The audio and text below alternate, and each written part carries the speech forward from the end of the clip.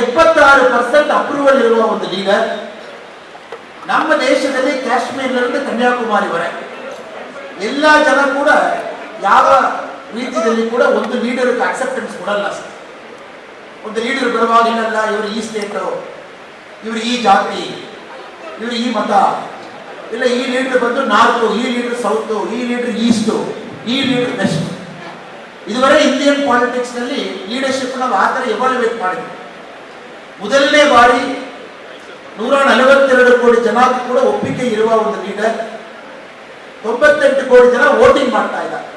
Face 1 ಶುರು ಮಾಡಿ face 7 ತನಕ 98 ಕೋಟಿ ಜನ ವೋಟ್ ಮಾಡ್ತಾರೆ.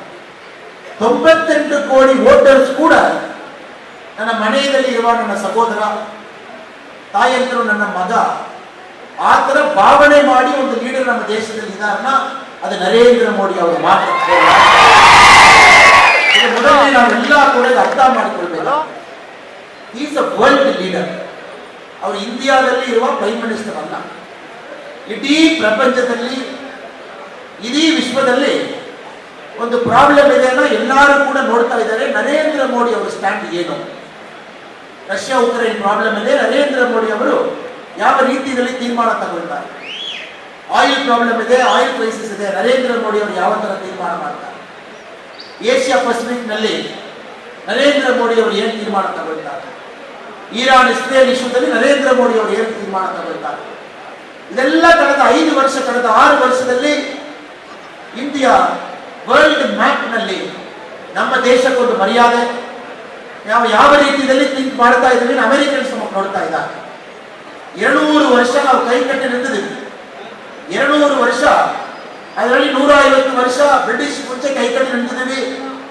ಕಳೆದವರು 50-70 ವರ್ಷ ಅಮೆರಿಕ ಮುಂಚೆ ಕೈ ಕಟ್ಟಿ ನಿಂತಿದ್ದೀವಿ. ಸೊ ಇಂಡಿಯಾಕ್ಕೂ ಭಾರತಕ್ಕೂ ಇದುವರೆ ನ್ಯಾಷನಲ್ ಇಂಟ್ರೆಸ್ಟ್ ಒಂದು ಫಾರಿನ್ ಪಾಲಿಸಿ ಇದುವರೆ ಇಲ್ಲ ಸರ್. ಮೋದಿಜಿ ಬಂದ ಮೇಲೆ ಇಂಡಿಯನ್ ಮ್ಯಾಪ್ ಒಂದು ಮರ್ಯಾದೆ, ಇಡೀ ವಿಶ್ವದಲ್ಲಿ ನಮ್ಮ ದೇಶ ಮೇಲೆ ಒಂದು ನಂಬಿಕೆ. 142 ಕೋಟಿ ಜನ ಇದ್ದಾರೆ. ಯುನೈಟೆಡ್ ನೇಷನ್ಸ್ ನಲ್ಲಿ, ಯುನೈಟೆಡ್ ನೇಷನ್ಸ್ ಯುಎನ್ ನಲ್ಲಿ 193 ದೇಶ ಇದೆ. 193 ಕಂಟ್ರಿ. 193 ದೇಶದಲ್ಲಿ ಕಳೆದ ವರ್ಷ 2023ನಲ್ಲಿ ಯಾವ ದೇಶ ಬೇಗ ಗ್ರೋ ಆಯಿತು? Fastest growing economy out of 193 nations. 23ರಲ್ಲಿ ನಮ್ಮ ದೇಶ ಫಾಸ್ಟೆಸ್ಟ್ ಗ್ರೋಯಿಂಗ್ ಎಕಾನಮಿ. ನಾವು ಒಂದ್ಸರಿ ಎವ್ಯಾಲ್ಯೂಯೇಟ್ ಮಾಡಬೇಕು. South Africa 0.4%, England 1%, Germany 0.5%, Japan 0.7%, China 4%. ಇಡೀ 193 ದೇಶದಲ್ಲಿ ಎಲ್ಲಿ ಕೂಡ 5% ಮೇಲೆ ಒಂದು ಗ್ರೋತ್ ರೇಟ್ ಇಲ್ಲ. ಈ ಪರಿಸ್ಥಿತಿಯಲ್ಲಿ ನಮ್ಮ ದೇಶ 7.8%, 8%, 8.2%